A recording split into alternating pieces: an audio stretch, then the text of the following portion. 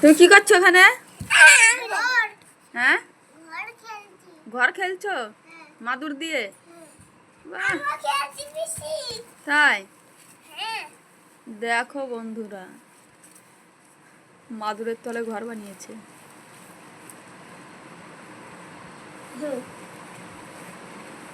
খুব মজা লাগছে।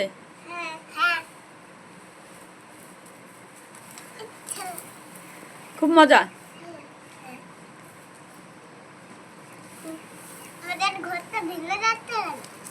ঘরটা ভেঙে যাচ্ছে কেন?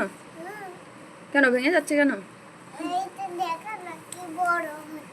তাই?